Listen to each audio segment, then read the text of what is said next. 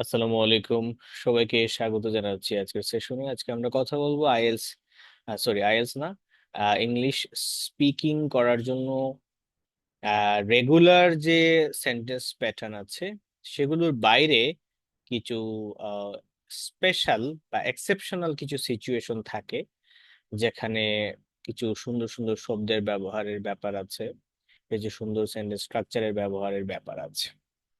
So আমরা টেন্সের আলোচনা করেছি এবং টেন্সের আলোচনায় আমরা বলেছিলাম যে আমরা ভবিষ্যতে কোনো কিছু বললে মোটামুটি 99% ক্ষেত্রে আমরা উইল এর ব্যবহার করব। যেমন আমি যাব বললে কি করব?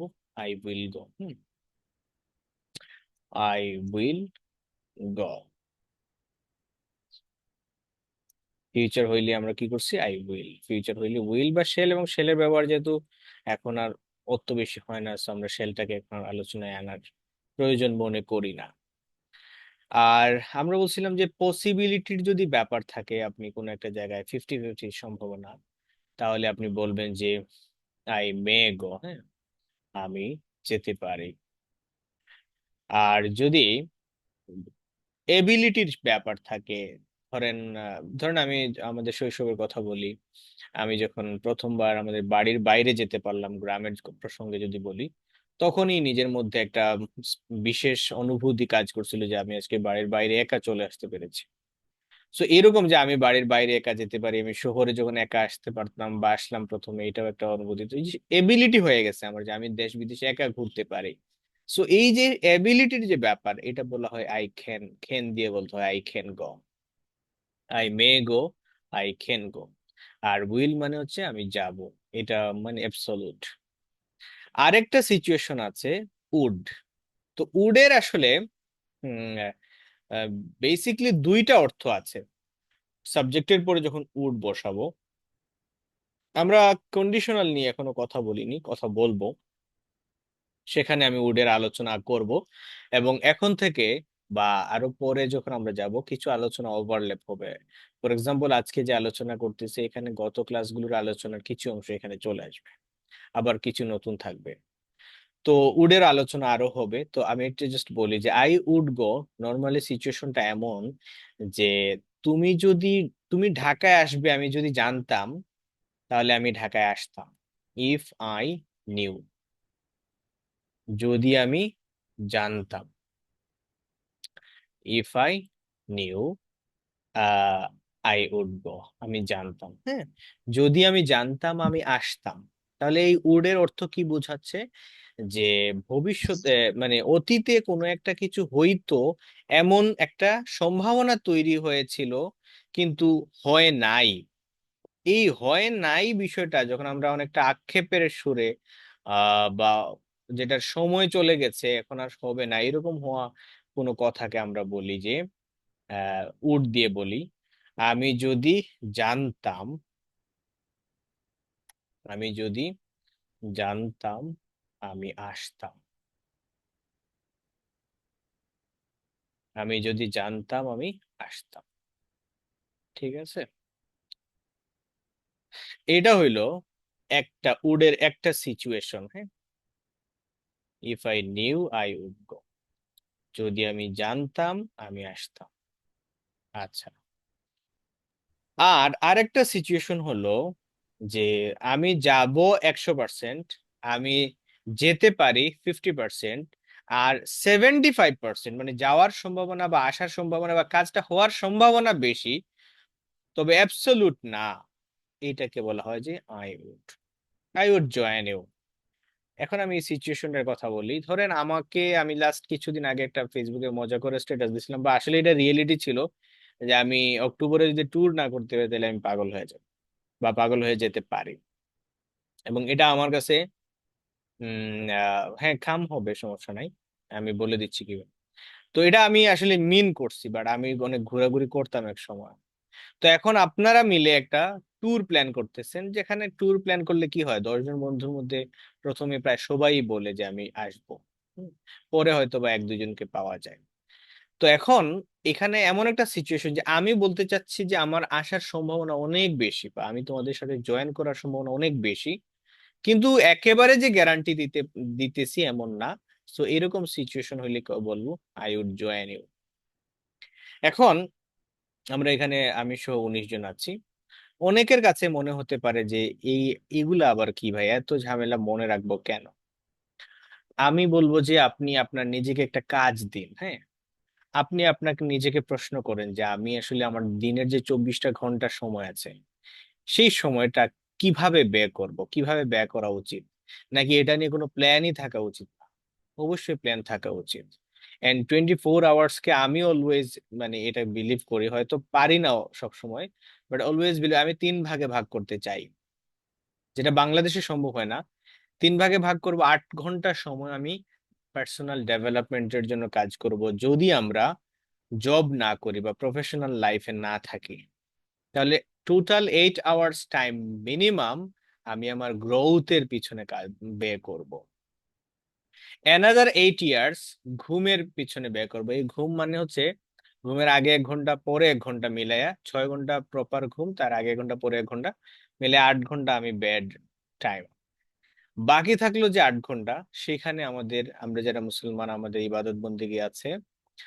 যারা অন্য ধর্মের আছেন, তাদের জন্য অন্য ধর্মের, মানে আপনার ধর্মের যে নিশ্চয়ই কিছু কাজকর্ম থাকে সেটা করবেন। পাশাপাশি আপনার ফ্রেন্ড, মানে রিলেশনশিপ যেগুলো আছে, হ্যাঁ, বাবা মায়ের সাথে আপনার যে সম্পর্ক, সেই জায়গায় একটু যত্ন নিতে হবে, বাবা মাকে সময় দিতে হবে, তাদের বক্তব্য শুনতে হবে, তাদের সাথে অনেক কিছু শেয়ার করতে হবে। এর বাইরে হচ্ছে আপনার যে বন্ধু বান্ধবের জায়গা যেগুলো আছে, সেগুলোকেও আপনি অবশ্যই যত্ন নিতে হবে। এর বাইরে আত্মীয় স্বজনের যে সম্পর্কগুলো আছে, একটা টেক্সট করে হলেও বা ফোনে কথা বলে হলেও, যেগুলোকে আপনি আসলেই ভ্যালু দেন, সেই জায়গায় খাওয়া দাওয়া, শরীরের যত্ন নেওয়া, জিম করা, হেলদি খাবার করা, হেলদি খাবার বানানো, বানায় অন্যকে খাওয়া, নিজে কফি বানানো, এই পুরো ব্যাপারগুলোতে 8 ঘন্টা সময় দিয়ে এইভাবে দিনটাকে প্ল্যান করতে হবে।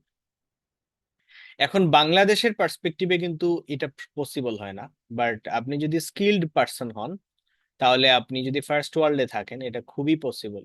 আপনি 8 আওয়ার্স জব করবেন, পার আওয়ার ভালো একটা স্যালারি পাবেন, বাকি যে 16 আওয়ার্স আছে সেটা আপনি যেভাবে বললাম আর কি, ওইভাবে নিজেকে সময় দিলেন আর কি। তো এখন আমি যে সময়টা আমার হাতে আছে, আমি আসলে কি কাজে ব্যয় করতেছি, এটা অবশ্যই নিশ্চিত করতে হবে যে আমি একটা কাজ আমার থাকা দরকার। প্রফেশনাল লাইফে থাকলে যদি আমাদের যেগুলো লেকিংস আছে সেগুলো কাভার করার জন্য আমরা মনে করি ইংরেজি শিখার ডিসিশন নিছি, আপনি বলছেন। এখন ইংরেজি শিখার ডিসিশন নিছেন মানে তো ওই কাজগুলোই করবেন, ওই জিনিসটাই চিন্তা করতে হবে যে 75% হলে কি বলে, এটা আমাকে ভাবতে হবে।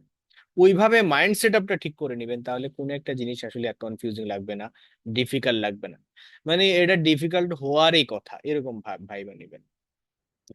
এই জাতীয় বিষয়গুলো এখন আমরা যে আলোচনা করলাম, এগুলা হইলে আপনার ইংরেজির যে প্রেজেন্টেশন যেটা হবে, বা ইংরেজি ভাষাকে আপনি যখন ব্যবহার করবেন, ওইটা হবে ইমপ্রেসিভ। এবং ল্যাঙ্গুয়েজকে কমিউনিকেশনের এই যে ওয়ান অফ দা মেজর যে টুলস, যেটা ল্যাঙ্গুয়েজ, হ্যাঁ, আমরা কমিউনিকেশন নিয়ে যদি আরো অনেক কথাবার্তা আছে, সেদিকে যাচ্ছি না। সো এই ল্যাঙ্গুয়েজটা আমি প্রপারলি ইউজ করবো আর কি। তো আশা করি যে উইলের ব্যবহার, মে এর ব্যবহার, ক্যান এর ব্যবহার, এগুলো আমরা ধরতে পেরেছি বা বুঝতে পেরেছি, এবং উডের ব্যবহারটাও আমরা দেখলাম। তাহলে উড মেইনলি দুইটা অর্থ দিচ্ছে, সেটা হচ্ছে আই উড গো, আমি যেতাম। আর আরেকটা হচ্ছে আই উড জয়েন ইউ, আমি যাব, আমি তোমাদের সাথে অংশগ্রহণ করব, যোগ দিব। তো জয়েনের পরে একটা কি জিনিস খেয়াল করে দেখেন, যে জয়েনের পরে আমরা সাধারণত ধরি আমি তোমার সাথে যোগ দিব, তো উইথ হয়, কিন্তু জয়েনের পরে উইথ হয় না। এই জিনিসটা একটু আমরা শিখে নিলাম বা দেখে নিলাম, হ্যাঁ। আগামী বছর আমি লন্ডন যেতে পারি, I would do this work, sorry, এটার ইংরেজি ছিল এখানে, I would go to London next year, হ্যাঁ, নেক্সট ইয়ার আমি এই কাজটি করি, I would drink tea at night. ঠিক আছে। তো এখানে এইটার বাংলা কি, বাংলা কি করতে পারি নাকি করব? আসলে যখন আপনি আপনার যে মিডিয়াম অফ কমিউনিকেশনকে যখন আপনি ইংরেজিতে চেঞ্জ করে নেবেন, তখন এটার আর বাংলা কি সেটা বোঝার আর দরকার হবে না, বোঝানোরও দরকার হবে না। আহ, তো আমি ক্লাসে, আইএলস এর অফলাইন ক্লাসে আমি একটা জিনিস বলি বেশি সময়, যে কয়েকটা ক্লাসে কথা বলতে বলতে বলি, এটা হচ্ছে আইএলস এর একটা পজিটিভ দিকগুলো নিয়ে কথা বলি আর কি। সো আইএলস এর একটা পজিটিভ দিক হলো, এখানে এমন কোনো কোয়েশ্চন নাই যেখানে আপনাকে একটা ওয়ার্ডের অর্থ বলতে হয়।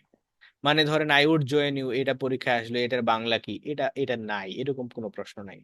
শুধু ল্যাঙ্গুয়েজের অ্যাপ্লিকেশন আছে।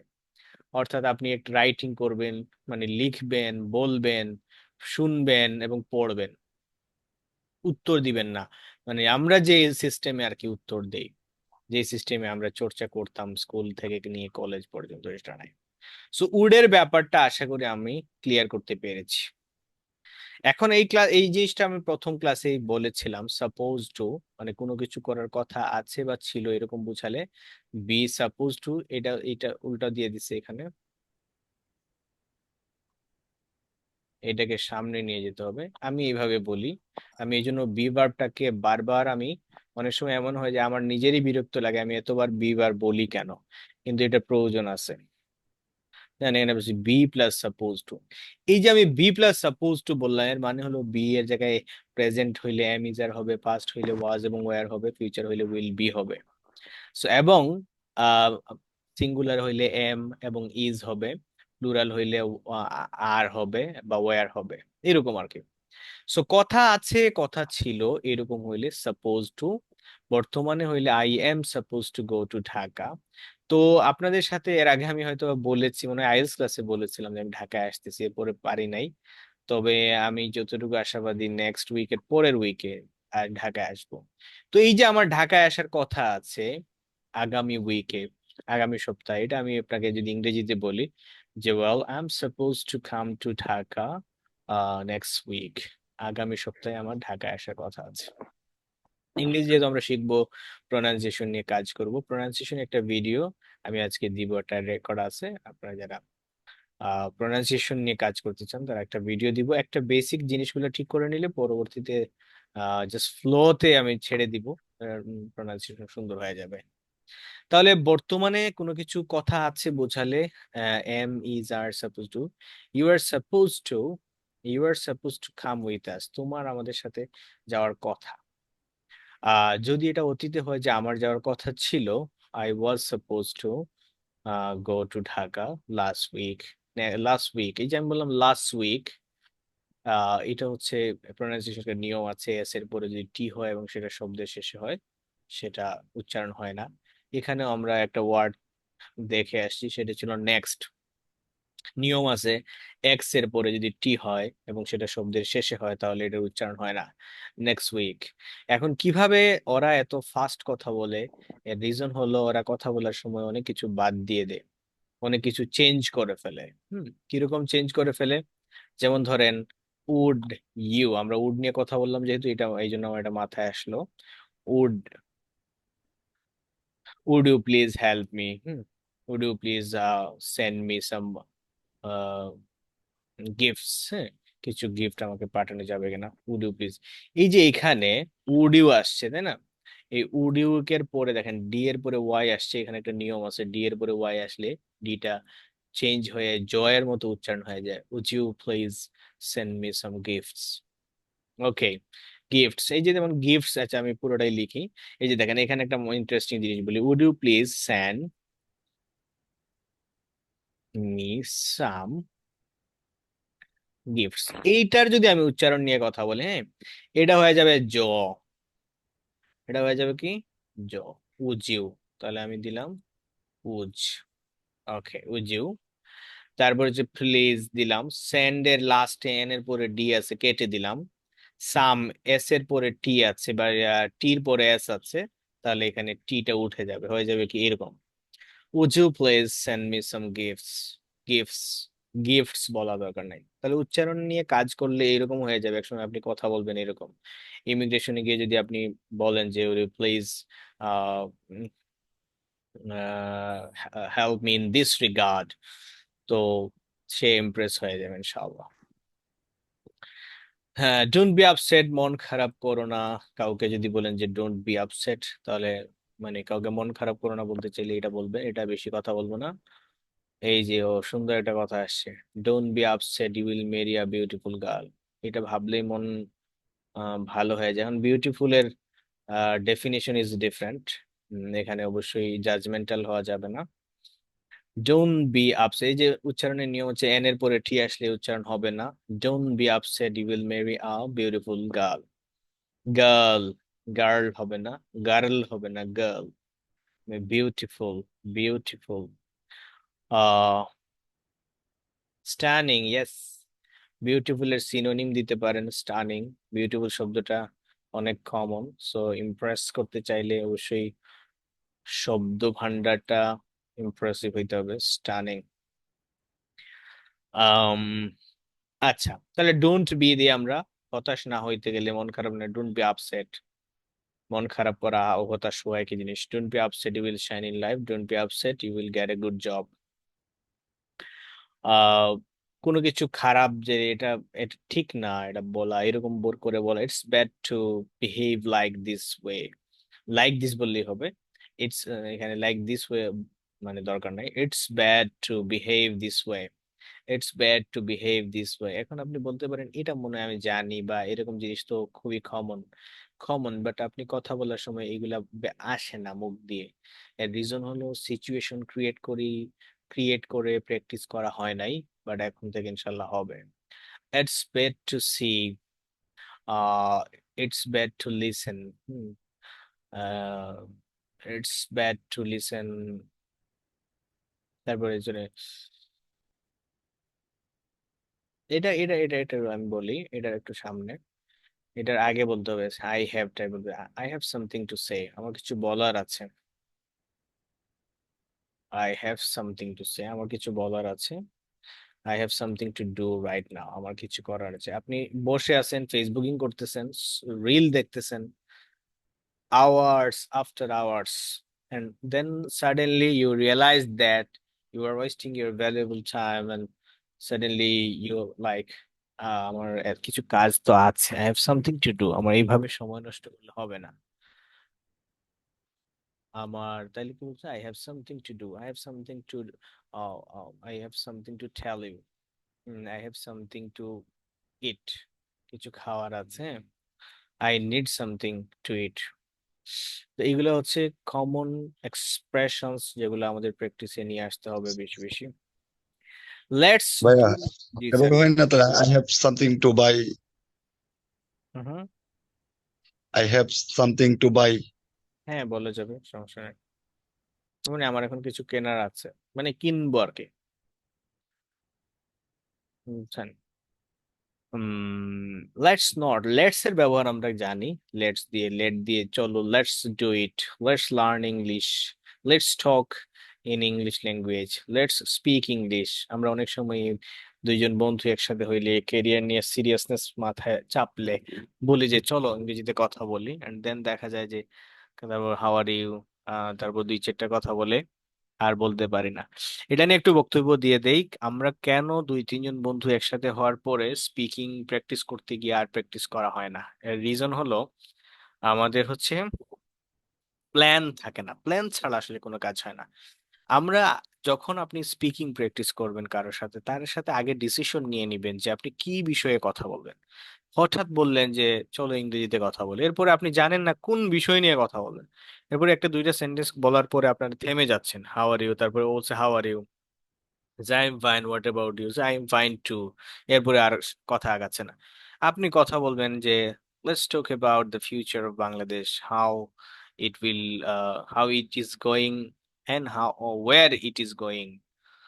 এরপরে আপনি আস্তে একটা একটা করে বলেন। এখন আপনি যদি থেমে যান, মানে ধরেন আপনি বলতে পারতেছেন না, একটু ওয়েট করেন, চিন্তা করেন যে কথাটা বাংলায় বলতে চাচ্ছেন, মাথায় আছে ওটাকে ইংরেজিতে ট্রান্সলেট করেন এবং ইনস্ট্যান্ট ওইটাই বলেন, টাইম নেন।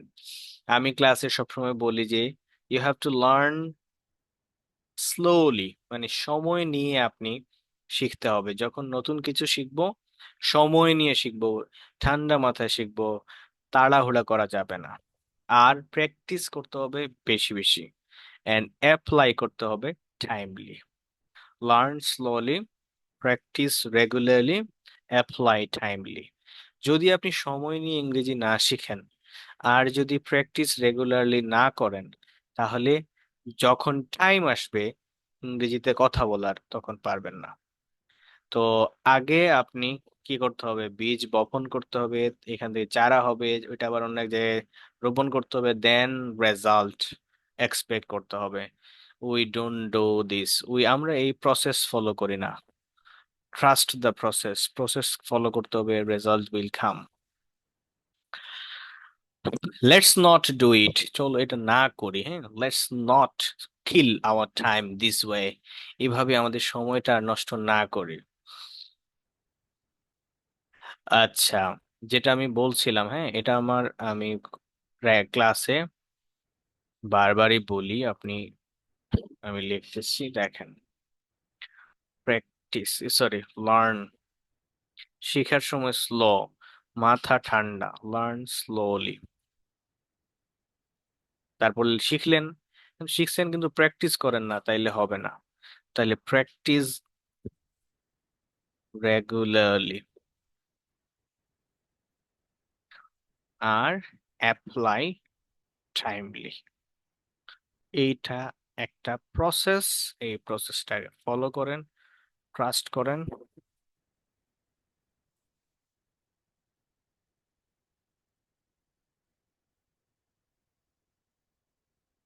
Learn slowly, practice regularly, apply timely. Practice দেখেন এস দিয়ে লিখেছি, প্র্যাকটিস হচ্ছে নাউন অ্যান্ড প্র্যাকটিস হচ্ছে ভার্ব। সো এই প্রত্যেকটা আমি ভার্ব দিয়ে শুরু করলাম, learn slowly, practice regularly, apply timely. এটা অ্যাকচুয়ালি এটা আমার মেথড, মানে আমি বলি আর কি, এটা একটা মেথড, বাট আমি বলি। সো আপনি চাইলে এখানে আমার নামটা ব্যবহার, মানে একটু স্মরণ করতে পারেন আর কি। সোহেল আহমেদ সাহেব। ভাইয়া, জি ভাই। আমরা যখন একটু মজার ব্যাপার আর কি, আমরা যখন দুইজন একটু প্র্যাকটিস করি, তখন একজন বলে যে হাই, আরেকজন বলে হ্যালো। তখন একজন যখন বলে let's talk about our digital Bangladesh, আচ্ছা, তখন আরেকজন বলে, তখন কথা থাকে না, তখন তখন বলে যে I have no enough time এই যে এরকম কিছু বলে, পরে ওকে বাই, শেষ। ওকে ভাই, শেষ শেষ। ওইটাই আর কি, ওইটাই আমি বললাম, এটা এর মজার মজার ভিডিও আছে, হ্যাঁ।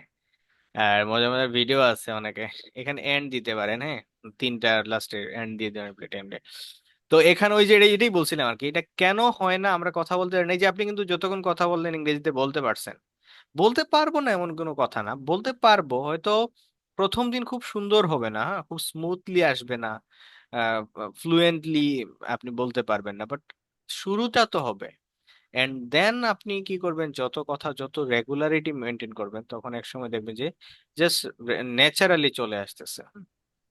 হ্যাঁ ভাইয়া, হ্যাঁ, যতটুকু বের হয়েছে এটা আপনার এই যে আপনার কাছ থেকে বের হয়েছে, বুঝছেন? এই যে আরো মোটামুটি আছে, মোটামুটি মনের মধ্যে আছে, কিন্তু বের করতে পারতেছি না, চেষ্টা আসবে করতেছি। আসবে আসবে, হ্যাঁ। আমি দেখি, আমি হচ্ছে উম একটা প্র্যাকটিস সেশন করার চেষ্টা করবো, হ্যাঁ।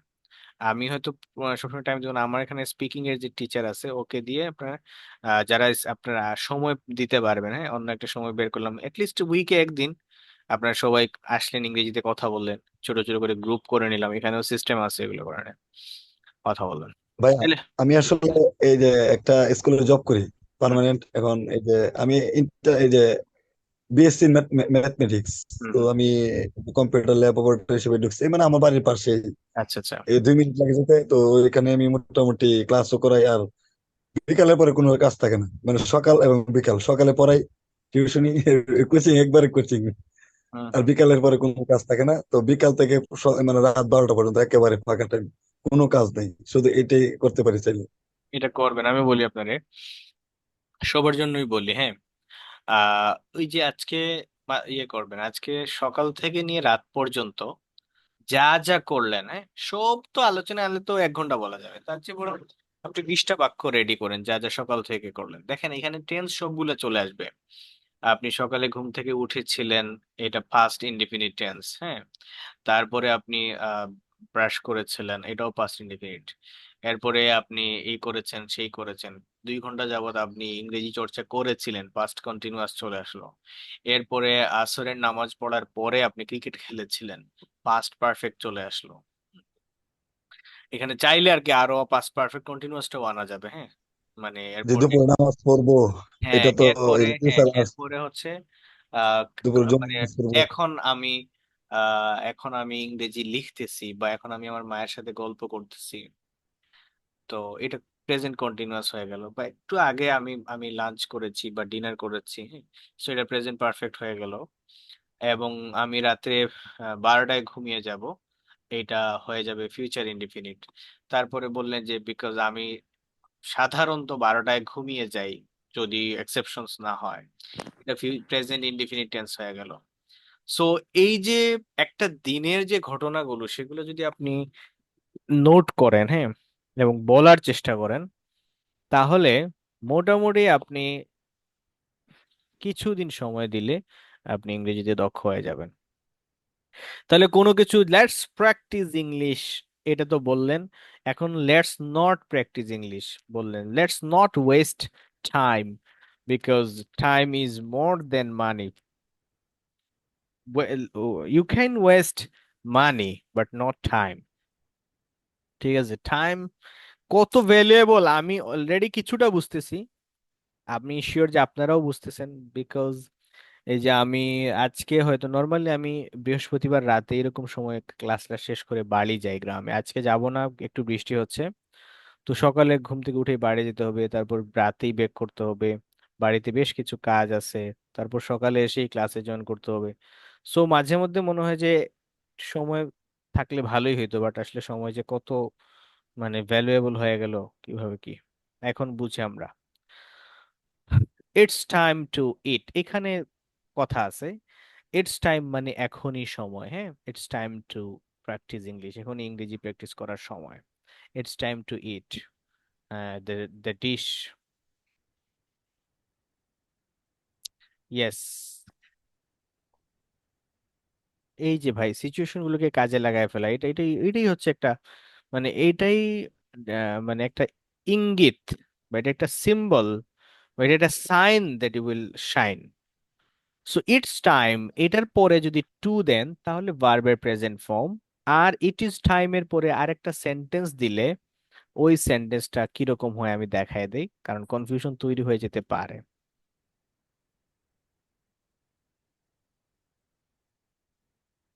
ইট ইজ টাইম,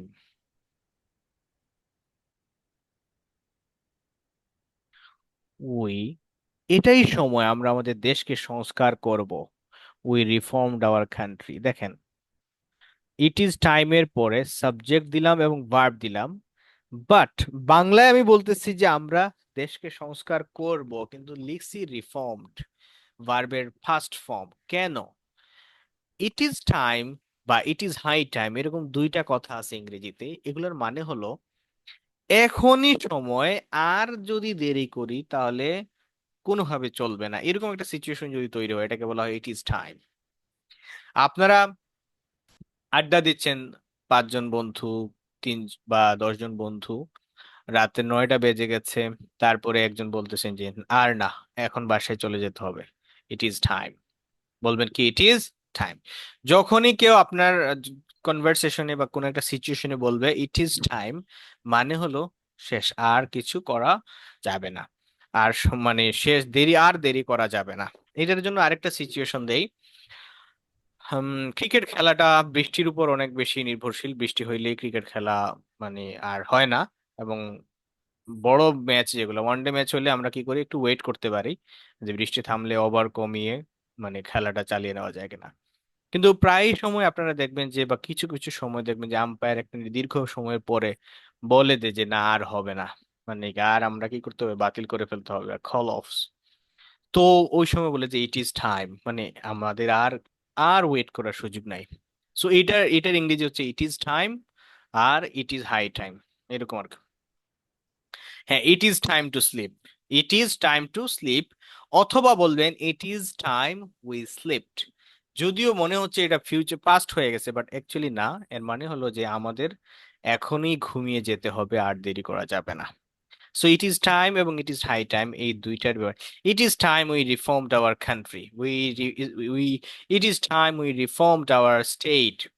সো আপনি এত কিছুর পরে একটা মানে সুন্দর সময় পেলেন, এখন দেশটাকে গড়তে পারা হবে। তো আপনি মনে করতেছেন যে আর দেরি করেন, আমরা অনেক অপেক্ষা করেছি, এখন আমরা এটাকে সংস্কার করতে চাই। হাউ এলস, হাউ এলস মানে হচ্ছে অনেকগুলো অর্থ আছে। হাউ এলস এর পরে যদি সেন্টেন্স হয় তাহলে এটা কিভাবে হইতে পারে আর কি হইতে পারে, দুইভাবে। হাউ এলস একই, ইট ইজ টাইম এবং ইট ইজ হাই টাইম, এই দুইটা একই অর্থ, একই সিচুয়েশন, বুঝছেন? It is time, it is high time, it is high time. তাও কিছু পার্থক্য যদি করতে চান আমি পার্থক্যটাও দেখায় দেই।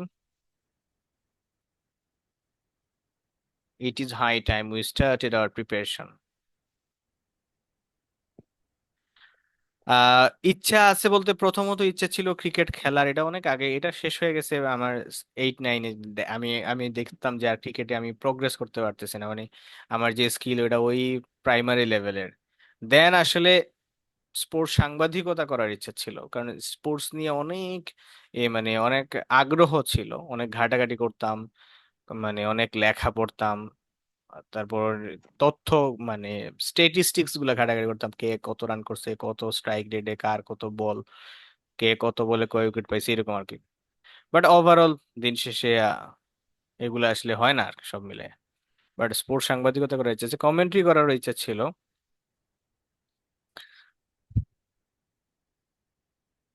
কমেন্ট্রি করার ইচ্ছা ছিল, বাট আসলে মরে আছে তাজিম। একটা মজার ব্যাপার আমার কাছে লাগে আর কি, যে যে যে লেভেলে মানে নিবেদিত প্রাণ, তারা ওই জায়গায় শাইন করবে। আমার ইংরেজি নিয়ে আসলে বেশ প্যাশন আছে তো, সো এই জায়গায় ফিক্সড হয়ে গেছে, নিজের ওইভাবে ইয়ে করে ফেলছি। আশা করি এটাই আপাতত কেরিয়ার। বাট শখের বসে হয়তো বা কোনোদিন। It is time to postpone the game due to bad weather. সুন্দর। ইয়েস। ইট ইজ টাইম, আমরা বুঝলাম, এখন আমরা চলে যাচ্ছি হাউ এলস এর ক্ষেত্রে, হ্যাঁ।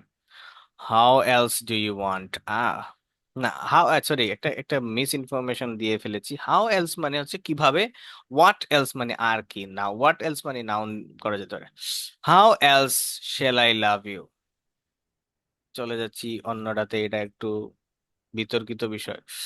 How else shall I tell you, আর কিভাবে আমি তোমাকে বলবো। How else shall I make you understand, এই যে মেক ইউ আন্ডারস্ট্যান্ড, আমি তোমাকে বুঝাবো, এটা কজেটিভ ভার্ব, এটা নিয়ে আমাদের ক্লাস আছে, আমি নিয়ে আসবো আলোচনা। আমি চুল কাটি, আমি চুল কাটাই, এর ইংরেজি এটাই হচ্ছে কজেটিভ ভার্ব।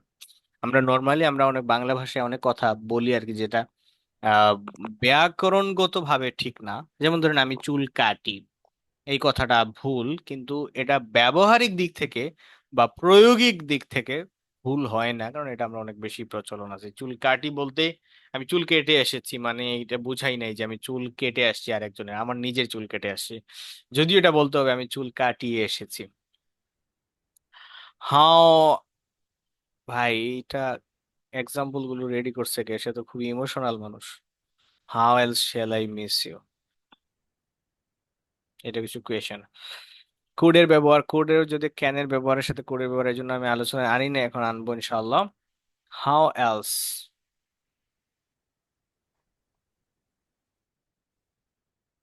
আচ্ছা, হাউ এলস এর আশা করি বুঝছেন। হোয়াট এলস মানে আর কি, what else do you want to know, what else do you want to know.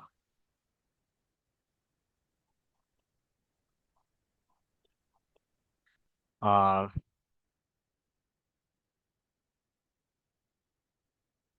What else do you want from me, আমার কাছ থেকে আপনি আর কি চান।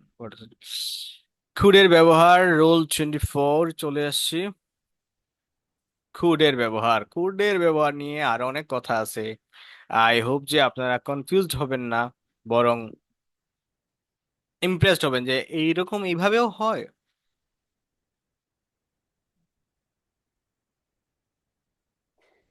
আছে নাকি লোকজন ভাই? থাকলে কাজে লাগান ইংরেজিতে। তবে ইংরেজিতে হচ্ছে অনুভূতি শেয়ার করা যায় খুব ভালোভাবে। যদিও আমরা বাংলা, যারা বাংলা ভাষা নিয়ে বেশি আবেগপ্রবণ, তারা হয়তো এটাকে বলবে ভাষা দ্রোহিতা হিসেবে দেখতে পারে। বাট ইংরেজিতে অনেক সুন্দর সুন্দর কথা আছে। How else shall I prove that I, বাদ বাকিটা শূন্যস্থান পূরণ করে নেন। হ্যাঁ হ্যাঁ।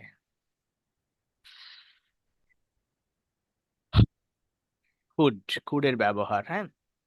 কুড দেখেন এখানে বলছে আমি হাঁটতে পারতাম, কুড দিয়ে এইটাই অর্থ দেয়। ক্যানের পাস্ট ফর্ম কুড, কিন্তু ইংরেজি বা বাংলা যে কোনো ভাষা আসলে অনেক বেশি কনটেক্সট নির্ভর। আমি কোন সিচুয়েশনে কথা বলছি এটা একটা বিষয়। এখন আপনি আমাকে বললেন যে ভাই আপনি কি ঢাকায় আসবেন, যেটা আমি কমন আর কি। আমি বললাম যে আই ক্যান কাম, আমি আসতে পারি। সেম কথা আই কুড কাম বললেও সেম মিনিং, আমি আসতে পারি। অর্থাৎ কুড দিয়ে পাস্টও বুঝায়, আবার প্রেজেন্ট এবং ফিউচার দুইটাই বুঝায়। সেম হয় মাইটের জন্য, আমি যদি সামনে মাইট আসে তাহলে ওটা স্কিপ করব। আই কুড ওয়াক, আমি হাঁটতে পারতাম, অথবা আমি হাঁটতে পারি। এটা নির্ভর করবে আপনি কখন ব্যবহার করছেন। এইটা কি আমি একটু ক্লিয়ার করতে পারছি কিনা, যে কোডের যে ব্যবহার, দুইটা ব্যবহার। একটা হচ্ছে অতীতে হইতো, এমন কিছু হইতে পারতো বাট হয় নাই। এখানে আরেক জিনিস আছে, আরেকটা জিনিস বলে দেই। I could I could solve the problem, আমি সমস্যাটি সমাধান করতে পারতাম।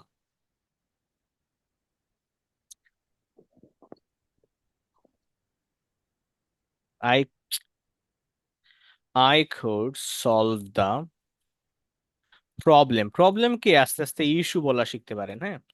I could solve the issue, এর মানে হলো আমি সমস্যাটি সমাধান করতে পারতাম। আর যদি আপনি বলতে চান যে আমি সমস্যাটি সমাধান করতে পেরেছিলাম, তাহলে এটা এটা বলবেন। কুড বললেও হয় বাট এটা স্পষ্ট না। I was able to solve the issue, solve the issue. আমি আমি সক্ষম ছিলাম, I was able to solve the issue, এটাও একটা এক্সপ্রেশন।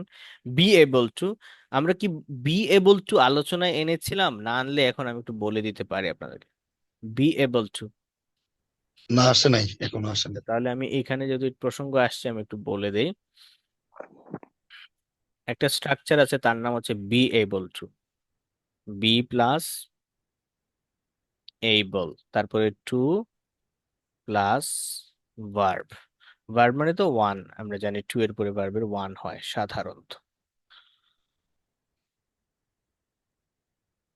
ওকে, এই যে আপনি প্রশ্ন করেছেন সলভড হবে কিনা, দেখেন ভার্বকে আপনি অনেকভাবে ব্যবহার করতে পারবেন, তবে টু এর পরে ভার্ব সবসময় প্রেজেন্ট ফর্ম হবে। এক্সেপশনাল কেস আছে তখন আইএনজি হবে, এছাড়া অন্য কোনো ফর্ম হবে না। টু এর পরে কি হবে? ভার্বের প্রেজেন্ট ফর্ম হবে। এখন আপনি বলতে পারেন এটা তো অতীতের ঘটনা। হ্যাঁ, অতীতের ঘটনা তো এখানে বলে ফেলছি যে আই ওয়াজ, আমি ছিলাম, এইবল সক্ষম, I was able to solve, আমি এই সমাধান করতে সক্ষম ছিলাম দা ইস্যু, বিষয়টি। মিস্টার মনির ভাই, আপনাকে কি আমি বোঝাতে পেরেছি, ক্লিয়ার করতে পেরেছি কিনা? একটু রেসপন্স করেন প্লিজ।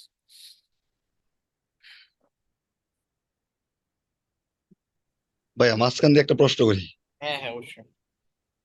এই যে একটু আগে যে লেখছেন যে মানে আই কোড, মানে কোড দিয়ে যে ব্যবহার, কোডের যে ব্যবহার, মানে আমি হারতে পারি বা আমি হারতে পারতাম। ইয়েস। তো মনে করেন যে কেউ একজন অ্যাক্সিডেন্ট করলো, তো উনি গিয়ে প্রশ্ন করলো যে এখন কি হারতে পারো কিনা, তখন কি বলবো যে এই যে আই ক্যান, মানে তখন কি ক্যানের ব্যবহার করবো কিনা ক্যান যে আমি এবং হারতে could পারি? দুইটাই ব্যবহার করতে পারেন। Could you walk, could you walk well, মানে ভালোভাবে আপনি হাঁটতে পারেন। খুড ক্যান দুইটা দিয়ে উঠছে। এই যে দেখেন এখানে, তাহলে এখানে আপনি বলেছি প্রশ্নের মধ্যে যদি বিনয় প্রকাশ করতে চান, হ্যাঁ, খুবই বিনয়, তাহলে খুড দিয়ে প্রশ্ন করবেন। আর আপনি কাউকে জাস্ট র্যান্ডমলি একটা প্রশ্ন করবেন, can you please tell me, can you please tell me the thing, আপনি কি বিষয়টা আমাকে বলতে পারেন? বাট বিনয় বললে বিনয়, could you please tell me the time, আপনি কি আমাকে সময়টা বলবেন? Could you please tell me the time. এখন স্পেলিং প্রনাউন্সিয়েশন একটা নিয়ম বলছিলাম, ডি এর পরে যদি ওয়াই আসে তাহলে এটা হয়ে যাবে খুজিউ। তবে সেটা হচ্ছে কি আলাদা শব্দ হইতে হবে। আলাদা শব্দের প্রথম দুইটা আলাদা শব্দের প্রথম শব্দের শেষ অক্ষর ডি, পরের শব্দের প্রথম অক্ষর ওয়াই হইলে এটা জয়ের হতে হয়ে যাবে could you please tell me the time, tell me the time. বিনয়ের মানে সাথে ভাই, প্রশ্ন। জি স্যার। কিছুটা এরকম হইতেছে যে মানে একটা আদেশ করতেছে, ক্যান দিয়ে মনে হয় কিছুটা মনে হইতেছে এরকম আদেশ করতেছে, কয়টা বাজে দেখো তো। তারপর ইয়েস বোঝাচ্ছে ইয়েস, ক্যান ইউ দয়া টেল করে মি দ্য কয়টা টাইম, মনে করেন বাজে। আপনার ছোট ভাইরে আপনি বলছেন ক্যান ইউ টেল মি হ্যাঁ। দ্য টাইম, তুমি কি আমাকে সময়টা বলবে, একটু বলতে পারবে? আর আর হ্যাঁ, কোড দিয়ে বোঝাতেছে যে এটা এখন রিকোয়েস্ট করে, অনেক, ইয়েস। রিকোয়েস্ট। ইয়েস, আপনি আপনি খুব ভালো ধরতে পেরেছেন। Could you please tell me the time? Okay, তাহলে আমরা এখন কথা হচ্ছে, এখানে অনেকগুলো এক্সাম্পল আছে, স্কিপ করবেন না। আমরা পড়ার সময় স্কিপ করতেছি, আপনি স্কিপ করবেন না, প্র্যাকটিস করবেন। যে এখানে দেখেন কত সুন্দর একটা কথা, কুড ইউ হেল্প মি, আপনি কি আমাকে সাহায্য করবেন, উইথ সাম মানি, কিছু টাকা দিয়ে সাহায্য করতে পারবেন। Could you come to my home, আপনি কি আমার বাসায় আসবেন, প্রশ্নবোধক চিহ্ন দিতে হবে, আপনি আমাকে কিছু টাকা দিয়ে সাহায্য করতে পারেন। এই কারণেই, that's why, that's why you need to do the job, এই কারণেই তোমার চাকরিটি করা প্রয়োজন। এগুলো হচ্ছে কানেক্টর হিসেবে কাজ করে। That's why, as a result, that's why, which is why, এখানে আমি আরেকটা দিয়ে দেই, উইচ ইজ ওয়াই, অথবা that is why. Which is why বলতে পারেন, that is why, that's why you need to go to the market, that's why he has gone to the market, এই জন্য সে বাজারে গিয়েছে, এই কারণেই সে বাজারে গেছে। That's why people admire you, এই কারণেই লোকজন আপনাকে সম্মান করে। That's why I always try to help others, এই জন্যই আমি সবাইকে সাহায্য করতে চেষ্টা করি। That's why you fail to understand, এই কারণেই তুমি বুঝতে ব্যর্থ হও। এই যে পড়ার সময়, যে কোনো জিনিস পড়ার সময় সাবজেক্টের পরে ভার্বটা খেয়াল করবেন, এটা প্রেজেন্ট ফর্মে আছে নাকি পাস্ট ফর্মে আছে। এখানে দেখেন প্রেজেন্ট পারফেক্টে আছে, এখানে বা এটা হচ্ছে প্রেজেন্ট ইনডেফিনিট টেন্সে আছে, প্রেজেন্ট ইনডেফিনিট। হুইচ, হুইচটা কি কারণে ভাইয়া, কেন সামনে হুইচ এর একটা ব্যবহার হয় কেন নাই? হুইচ ইজ ওয়াই, একই একই রকম। হ্যাঁ, হুইচ মানে কি যেটি, দ্যাট মানে কি যেটি, দ্যাট এর একটা ব্যবহার আছে, দ্যাট যেটি অর্থ প্রকাশ করে। দ্যাট একটি কনজাংশন হিসেবে কাজ করে, কনজাংশন হিসেবে সেকেন্ড সাবজেক্ট হিসেবে কাজ করে। দ্যাট ইজ ওয়াই, এই কারণেই you need to do the job, এই কারণেই তুমি কাজটি করা দরকার। চাকরি বাকরির ক্ষেত্রে আমরা আমি আসলে একটু নিজে, আমি নিজে একটু লো ফিল করি, মানে আমরা এজ এ বাংলাদেশি আমরা আসলে আমাদের লাইফটা কিছু কিছু কারণে নষ্ট করে ফেলি আর কি। আমরা আসলে কিসের পিছনে ছুটি আমরা নিজেরাই জানি না। ফর এক্সাম্পল, আমি বাংলাদেশের চাকরির পিছনে মানুষজন যখন ছুটে আমার খুব দুঃখ লাগে আর কি। এর কারণ হলো, বাংলাদেশে একটা চাকরি পেতে যে পরিমাণ শ্রম ব্যয় হয়, সময় ব্যয় হয়, চাকরি পাওয়ার পরে আপনি পুরাই একটা ধরা খায়া যান, মানে পুরো একটা ধোঁকা, যে কিসের জন্য আমি এত শ্রম দিলাম, কি চাকরি পাওয়ার জন্য। একটা চাকরি থেকে আপনি বাংলাদেশে একদম ফার্স্ট ক্লাস, এক্সেপশনাল কিছু চাকরি ছাড়া আপনি 40,000 50,000 টাকা বেতন পাবেন ফার্স্ট ক্লাস জবে, নাইন্থ গ্রেডে গিয়ে। কি হবে এই টাকা দিয়ে, যেই যোগ্যতা নিয়ে আপনি ওইখানে যান? আমি অলওয়েজ মনে করি এটা খুবই আন্ডার পেইড। মানে আমরা যে, আমার বন্ধু বান্ধব থেকে শুরু করে সিনিয়র ভাই ব্রাদার অনেকেই বিসিএস ক্যাডার ম্যাডার হয়েছেন, ওনারা যেই যোগ্যতা আছে ওনাদের, সেই তুলনায় ওনারা যেটা রিওয়ার্ড পান সরকারি চাকরি হিসাব করে, বা যে শ্রম দেন, ইভেন চাকরি করে, বিসিএস ক্যাডার যারা আছে এদের হিউজ সময় ব্যয় হয় কাজ করতে চাকরিতে, এর কিছুই পান না রিটার্নে। সো আমি বললাম যে that's why you should move abroad. আর আরেক জিনিস বলি, আমি আসলে অত বেশি ইন্সপায়ার করি না বিদেশ যাওয়ার জন্য, কারণ আমি নিজেও যাই না। আর দ্বিতীয়ত হচ্ছে যে আসলে সব কিছুরই পজিটিভস এন্ড নেগেটিভস আছে, বাট আমি বলি যে আপনি সবসময়, আমি যারা বিদেশ যেতে চান আমি বলি সবসময় আপনি নিজের একজন বিদেশি হিসেবে দেখার চিন্তা না করে, আপনি নিজের এখানে গিয়ে একটা সেটেল করলেন, স্কিল করলেন, আপনি নিজে স্ট্রং হইলেন, কেরিয়ারটা মানে ইমপ্রুভ হইলো, এরপরে আপনি একটা ইন্ডিপেন্ডেন্ট ডিসিশন নেন যে আপনি ওই ওইখানে সেটেল হবেন নাকি বাংলাদেশে চলে আসবেন। আপনি ভালো বিজনেস টিজনেস করে বাংলাদেশের সাথে আপনার সম্পর্কটা রেগুলার মেনটেন করলেন, বাংলাদেশে চলে আসেন 10 বছর পরে।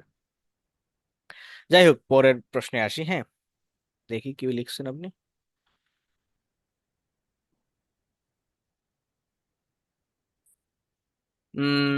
আমি অনেস্টলি বলি, এটা তো অন এয়ার যাবে, এটা একটু পরে বলবো, হ্যাঁ, ক্লাসের পরে বলবো, বা অফ দ্য রেকর্ড বলবো। হ্যাঁ, মানে এটা গেলে কোনো ইস্যু না, তারপরেও আমি অফ দ্য রেকর্ড বলবো। হ্যাঁ, nothing makes sense, nothing makes sense, এটা কিন্তু দেখেন খুব সুন্দর। মানে আমার আসলে এখন ভাই, আপনি আমার বলতেছেন যে বিদেশে গেলে, ইউরোপে গেলে মান্থলি 5 লাখ টাকা ইনকাম করব, এই হবে সেই হবে, এগুলা ভাই আমার এখন আর টানে না, আমার কাছে এগুলো কিছুই না। এখন আমি জাস্ট কোনো মতে খায়া পয়রা বাইচা থাকতে চাই। Nothing makes sense, nothing makes sense what you are telling, এগুলো এগুলো বিষয় না। Nothing makes sense without you, তোমাকে ছাড়া কিছুই ভালো লাগে না। Nothing makes sense without reading, আপনি যদি, আমি রিডিং ছাড়া কিছুই ভালো লাগে না। এখন এখানের আরেকটা অর্থ আছে, নাথিং মেক্স সেন্সের মানে হচ্ছে আপনি যেটা বলতেছেন এটা কোনো পয়েন্টই মেক করে না।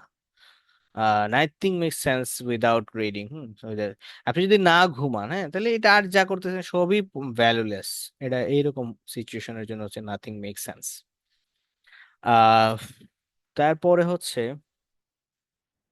Emotional damages without you. It is high time, আমি বলে ফেলছি ইট ইজ হাই টাইম সাবজেক্টের পরে যেখানে পাস্ট ফ্রম, পাস্ট ফ্রম না, এটা পাস্ট ফর্ম হবে,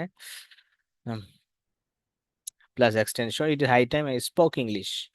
এই যে দেখেন, it is high time I spoke English, আমি ইংরেজিতে কথা বলার এটাই উপযুক্ত সময়। যদিও এটা ফার্স্ট ফর্মে, বাট এটা এর মানে এই না যেটা ফার্স্ট হয়ে গেছে, এর মানে হলো এখনই সময়। Yes, nothing makes sense without an IL score, IL score নাই আর কি দরকার, কি করবেন আপনি। ইট ইজ হাই টাইম নিয়ে অনেকগুলো বললাম, তারপরে আমরা বলছি উম, কোনো কিছুতে কেউ পারদর্শী বললে গুড এট বলতে হয়, এটা আমরা জানি, বা জানি না, না জানলে এখন জেনে নিলাম। গুড এট, দক্ষ বুঝালে গুড এট বলছে। He is good at English, এখন কেউ যদি বলে he is good in English, তাহলে এটা বোঝা গেল যে he is not good at English. আমি কি বুঝাইতে পারছি আপনাকে, যে আপনি যদি কাউকে দক্ষ বলতে চান কোনো বিষয়, তাহলে বলতে হবে good at, he is good at English. এখন যদি বলেন যে I am good in English, তাহলে বোঝা গেল আপনি আসলে ইংরেজিতে দক্ষ নয়, আদারওয়াইজ আপনি বলতেন যে গুড এট ইংলিশ। এই এই বিষয়ে একটা ঘটনা মনে পড়লো। একজন টিচারকে বলা হচ্ছে, ইংরেজি টিচারকে, যে আপনি নাকি ইংরেজি কিছুই জানেন না। তো সে বলছে যে এটা কিভাবে সম্ভব, মানে ইংরেজিতে বলছে ইট ইজ আনপসিবল। সো তখন আসলে বোঝা গেল যে না, কথা আসলেই সত্য, কারণ শব্দটা তো ইম্পসিবল। এরকম অনেক ইন্টারেস্টিং শব্দ আমরা ব্যবহার করি, যেমন আমরা যারা মিডিল ইস্টে যারা থাকে, যদি কোনো মিডিল ইস্টে কেউ আহ, দেখেন আর কি ভিডিওটা, তো এটা জাস্ট জানার জন্য বললাম যে উনারা সবসময় বলে আনলিগ্যাল, হ্যাঁ। তো কথাটা কিন্তু আনলিগ্যাল না, ইটস ইলিগ্যাল। যদিও মিডিল ইস্টে অন্যান্য ইয়েতে তো ইলিগ্যাল টার্মটা বেশি ব্যবহৃত হয় না, তো ওই দেশে ওইরকম টার্মটা ব্যবহৃত হয়। এটা হচ্ছে আনলিগ্যাল না, ইটস ইলিগ্যাল। তো যাই হোক, আমরা পরের বক্তব্যে চলে যাচ্ছি, তাহলে দক্ষ বুঝাতে কি বোঝায়, গুড অ্যাট। আমরা 28 পর্যন্ত চলে এসেছি, আমরা 29 এবং 30-এ যাব। এবং দেখেন, she is good at talking, না না না, এটা না। The boy is good at drawing, বয়টা হচ্ছে উচ্চ শিক্ষিত। The boy is good at drawing, ছেলেটি ছবি আঁকায় পারদর্শী। এখানে দেখেন গুড এট, এট এর পরে ভার্বের সাথে আইএনজি হয়ে গেছে, বিকজ এট একটা প্রিপোজিশন, প্রিপোজিশনের সাথে। ওকে, লাইক, এটা দরকার আই লাইক হার, লাইক এটা খুব বেশি ব্যবহৃত, এই জন্য এখানে আসি, এটা আপনার মধ্যে I like her, I like to read বুক, আমি বই পড়তে পছন্দ করি। I don't know how two, হ্যাঁ এটা একটা সুন্দর, হ্যাঁ, আমি জানি না এর ইংরেজি হচ্ছে আই ডোন্ট নো। কিন্তু কোন একটা কাজ করা কিভাবে করতে হয় এরকম যদি হয়, তখন আমরা মনে করেন যে বাংলায় বললাম, এটা আমি একটু ব্যাখ্যা দিই, এটা কেন এইখানে নিয়ে আসলাম সেটাও একটু বোঝা দরকার। আই ডোন্ট নো, তোমরা জানি যে আই ডোন্ট নো মানে কেউ জানি না। তো আমি জানি, আমি ফুটবল খেলতে জানি না, ফুটবল হয়ে গেছে, সো আমি এটা থাকুক, আমি ফুটবল খেলতে জানি না। পারি না বলছি না, কারণ হচ্ছে এখন আই ডোন্ট নো, আমি পারি না জানি না, এর ইংরেজি কি, I don't, I don't no. এখন খেলতে আমরা জানি যে টু প্লে, কিন্তু তারপরে কি ফুটবল, কিন্তু মনে রাখবেন যে নো এর পরে টু সরাসরি ইনফিনিটিভ না দিয়ে হাউ টু দিতে হয়। I know how to swim, কিভাবে সাঁতার কাটতে হয় আমি জানি। I no how to speak in English, কিভাবে ইংরেজিতে কথা বলতে হয় আমি জানি। আমি জানি না, I don't know how to speak in English. I don't know how to make a sentence correctly, আমি জানি, আই নো, কিভাবে, how to make a sentence correctly. আর যাব না আমরা, 30, 11টাও বেজে গেছে, আর 30 পর্যন্ত চলে আসছি। আমরা বাকিগুলো পরের ক্লাসে আলোচনা করবো। এখানে ৬৬টার জন্য আলাদা ক্লাস আর নিব না, আমি রেকর্ড ক্লাস দিয়ে দিব আরো 2টা, আর বাকিগুলো আপনারা রেকর্ড দেখে নেবেন। আর এর বাইরে অন্য টপিক নিয়ে লাইভ ক্লাস করব, হ্যাঁ, তাইলে আমরা অনেক বেশি আনসার পাবো। I don't know how two Impress, বলেন যে গার্লদের ইমপ্রেস করে দেন, হ্যাঁ, আল্লাহ ভরসা হয়ে যাবে ইনশাল্লাহ। ইংরেজি শিখলে এমনি ইমপ্রেস করা যাবে। ওকে, আমরা আজকে 30 পর্যন্ত পড়লাম, বাকিগুলো আমি চাচ্ছি যে আর কিভাবে না ক্লাস করায় বাকিগুলো রেকর্ড দিয়ে দিতে, যেখানে রেকর্ড করার পরে যেটা বুঝবেন না গ্রুপে টেক্সট করবেন, আমি বুঝাই দিব। তাইলে আমি সেন্টেন্স মেকিং নিয়ে বাদ বাকি ক্লাসে চলে যেতে পারি, যে সেন্টেন্স গুলা দীর্ঘ করে লেখা, বড় সেন্টেন্স দেখার প্র্যাকটিসটা করতে পারি। এই ছিল আজকের আলোচনা। আপনাদের আজকের আলোচনা থেকে কোনো প্রশ্ন উদিত হলে করতে পারেন।